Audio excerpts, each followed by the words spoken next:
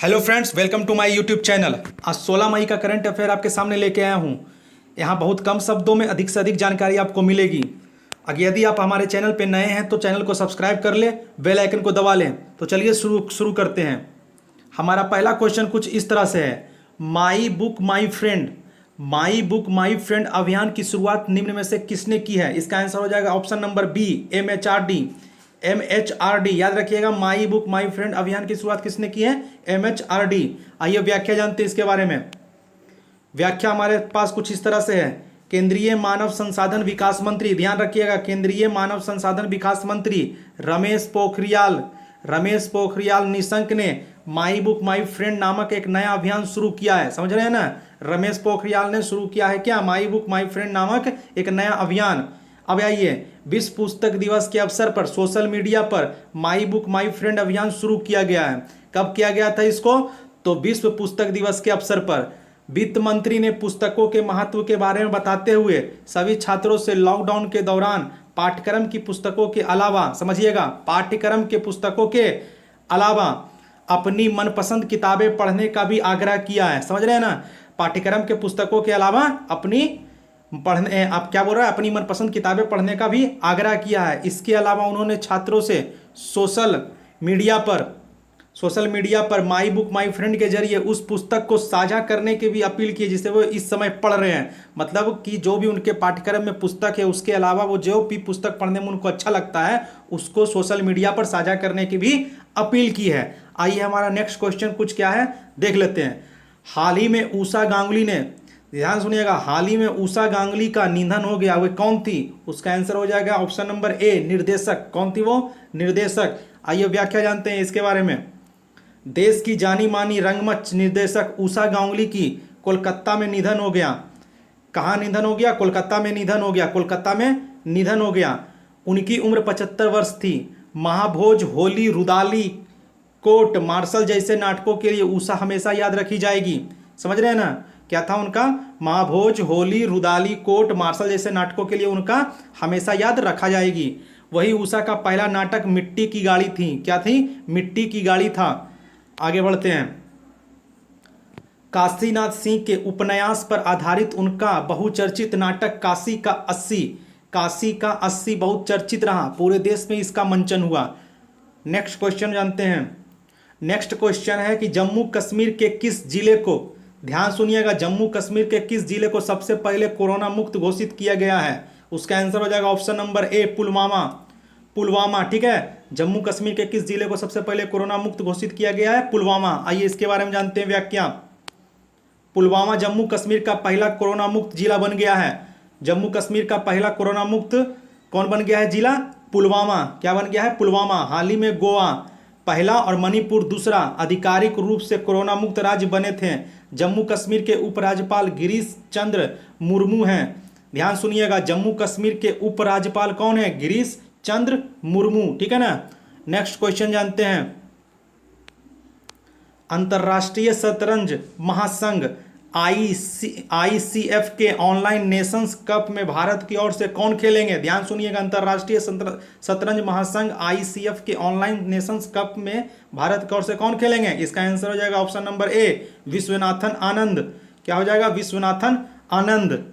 आइए इसके बारे में व्याख्या जानते हैं। अंतर्राष्ट्रीय शतरंज महासंघ ICF के ऑनलाइन नेशंस कप में भारत की ओर से विश्वनाथन आनंद भाग लेंगे। कौन लेंगे? विश्वनाथन आनंद भाग लेंगे। महत्वपूर्ण तथ्य जान लेते हैं। अंतर्राष्ट्रीय शतरंज महासंघ की स्थापना वर्ष 1924 में हुई थी। कब हुई थी? 1924 में हुई थी। इसका मुख्यालय लुसाने, कहाँ है? लुसाने, जो स्विट्जरलैंड में है। इसके वर्तमान अध्यक्ष आर्कडी डोरोविच है। कौन है? आर्कडी डोरोविच है। आइए नेक्स्ट क्वेश्चन जानते हैं। हमारा नेक्स्ट क्वेश्चन कुछ इस तरह से है, बच्चों को ऑनलाइन शिक्षा प्रदान करने के लिए किस संगठन ने झारखंड के साथ भागीदारी की है? ध्यान सुनिएगा, बच्चों को ऑनलाइन शिक्षा प्रदान करने के लिए किस संगठन ने झारखंड के साथ भागीदारी की है? इसका आंसर हो जाएगा ऑप्शन नंबर बी, दूरदर्शन। क्या हो जाएगा? दूरदर्शन। आइए व्याख्या जानते हैं इसके बारे में। झारखंड राज्य सरकार ने छात्रों को घर पर ऑनलाइन कक्षाएं प्रदान करने के लिए दूरदर्शन के साथ भागीदारी की है, मतलब घर बैठे बच्चे पढ़ सकते हैं, इसके लिए दूरदर्शन से साझेदारी भागीदारी की है। दैनिक शिक्षा सामग्री झारखंड शिक्षा परियोजना परिषद जेपीईसी द्वारा डिजाइन की गई है और इसे डीडी मतलब दूरदर्शन पर झारखंड में विशेष प्रसारण के माध्यम से सप्ताह के 3 दिनों के लिए सुबह 10 से 12 बजे और दोपहर 1 से 2 बजे तक प्रसारित किया जाएगा, 2 टाइम, ठीक है ना, किया जाएगा।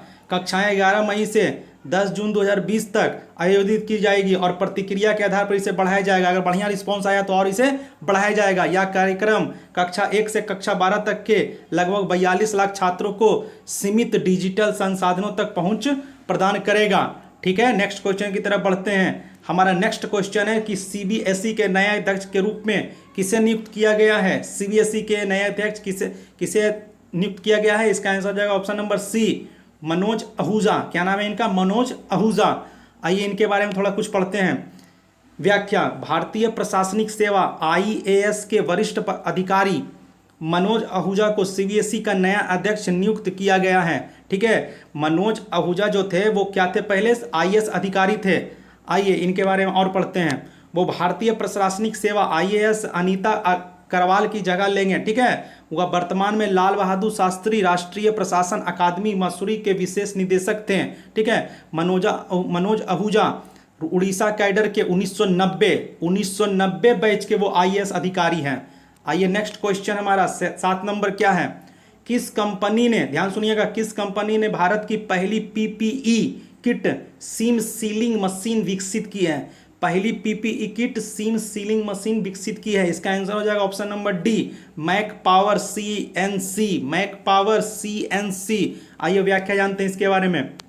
मैक पावर सीएनसी ने भारत का पहला पीपीई किट सीम सीलिंग, ध्यान सुनिएगा, मैक पावर सीएनसी ने भारत का पहला PPE kit seam sealing machine विकसित किया है। मशीन का उत्पादन बहुत ही कम समय में Indian medical association IMA Rajkot के मार्गदर्शन में किया गया है। वर्तमान में भारत विदेशों से मशीन का आयात करता है। माने भारत जो था वो मशीन कहाँ से मंगाता था? विदेश से मंगाता था, जो बहुत महंगा पड़ता था। जबकि मैक पावर सीएनसी द्वारा निर्मित मशीन आयातित मशीनों की कीमत का आधा होगा। समझ रहे हैं ना? अगर 2000 का वो मशीन बाहर से मंगा रहा था तो वो भारत में जब बनने लगेगा तो उसका कीमत मात्र 1000 हो जाएगा। हम एग्जाम्पल दे रहे हैं, और भी रेट कम बढ़ सकता है। कंपनी पहले चरण में 200 यूनिट मशीन का निर्माण करेगी। कितने मशीन का निर्माण करेगी? 200 यूनिट मशीन का निर्माण करेगी। Next question number 8। किस राज्य सरकार ने तिरंगा पहल के तहत, सुनिएगा, किस राज्य सरकार ने तिरंगा पहल के तहत रैपिड स्क्रीनिंग शुरू की है? सुनिएगा, रैपिड स्क्रीनिंग शुरू की है। इसका आंसर हो जाएगा ऑप्शन नंबर बी, केरल। क्या हो जाएगा? Option number B, Kerala. व्याख्या जान लेते हैं थोड़ा। केरल सरकार ने कोरोना के लक्षणों को तेजी से जांच करने के लिए तिरंगा नामक एक वाहन लॉन्च किया है। क्या किया है? तिरंगा नामक एक वाहन लॉन्च किया है। किसने? केरल सरकार ने। किस लिए? तो कोरोना के लक्षणों को तेजी से जांच करने के लिए। तिरंगा की फुल फॉर्म है टोटल इंडिया रिमोट एनालिसिस निरोगी अभियान। समझे ना? तिरंगा का फुल फॉर्म क्या है? टोटल इंडिया रिमोट एनालिसिस निरोगी अभियान। महत्वपूर्ण तथ्य जान लेते हैं। केरल के वर्तमान मुख्यमंत्री पिनराई विजयन हैं। केरल के वर्तमान मुख्यमंत्री कौन है? पिनराई विजयन हैं। केरल में लोकसभा की 20, ध्यान सुनिएगा, केरल में लोकसभा की 20, राज्यसभा की 9 और विधानसभा की 140 सीटें। याद रखिएगा इसको, बहुत जरूरी क्वेश्चन है। Next question 9 number. हाल ही में किस देश ने अपना पहला सैन्य उपग्रह, ध्यान सुनिएगा, हाल ही में किस देश ने अपना पहला सैन्य उपग्रह नूर सफलतापूर्वक लॉन्च किया है? उस उपग्रह का नाम क्या था? नूर। क्या था? नूर। सफलतापूर्वक लॉन्च किया। इसका आंसर हो जाएगा ऑप्शन नंबर ए, ईरान। क्या हो जाएगा? Option number A, Iran. इसके बारे में थोड़ा व्याख्या जान लेते हैं। व्याख्या है कि ईरान ने अपने पहले सैन्य उपग्रह नूर का सफलतापूर्वक परीक्षण किया है। ईरान ने अपने पहले सैन्य उपग्रह नूर का सफलतापूर्वक परीक्षण किया है। यह प्रक्षेपण ईरान और अमेरिका के बीच बढ़ते विवाद के बीच हुआ है। समझ रहे हैं ना? बढ़ता विवाद के बीच ये कर लिया। महत्वपूर्ण तथ्य, ईरान की राजधानी तेहरान है। ईरान की राजधानी तेहरान है। ईरान के वर्तमान राष्ट्रपति का नाम हसन रूहानी है। कौन है? हसन रूहानी है। बीच में खबर आ रहा था कि अमेरिका और ईरान के बीच क्या बढ़ रहा है? तनाव बढ़ रहा है। उस तनाव के बढ़ते हुए बीच में भी ईरान ने क्या किया? ये अपना उपग्रह नूर का सफलतापूर्वक प्रक्षेपण किया है। चलिए नेक्स्ट क्वेश्चन की ओर बढ़ते हैं। लास्ट क्वेश्चन है ये हमारा। हाल ही में देश के किस आईआईटी संस्थान ने हाई स्पीड मैग्नेटिक रैम विकसित की है? आईआईटी संस्थान ने हाई स्पीड मैग्नेटिक रैम विकसित की है? इसका आंसर हो जाएगा ऑप्शन नंबर सी, आईआईटी मंडी। आईआईटी मंडी। आइए इसके बारे में व्याख्या जानते हैं कि व्याख्या क्या है। व्याख्या है कि हिमाचल प्रदेश के मंडी में स्थित भारतीय प्रौद्योगिकी संस्थान आईआईटी ने एक high speed magnetic random access memory, जिसको रैम बोलते हैं, विकसित की है। इस magnetic random access memory RAM पर मौजूद डेटा स्टोरेज तकनीकों की तुलना में तेज है, ऊर्जा बचाने और अधिक मात्रा में अधिक डेटा स्टोरेज करने में मदद मिलेगी। दोस्तों ये आज का वीडियो हमारा समाप्त हुआ, आज का क्वेश्चन। हम उम्मीद करते हैं कि आपको ये वीडियो अच्छा लगा हो। अगर वीडियो अच्छा लगा हो तो लाइक करें, सब्सक्राइब करें दोस्तों चैनल को, और शेयर करना ना भूलें, और खुद का भी केयर करें। थैंक यू, धन्यवाद।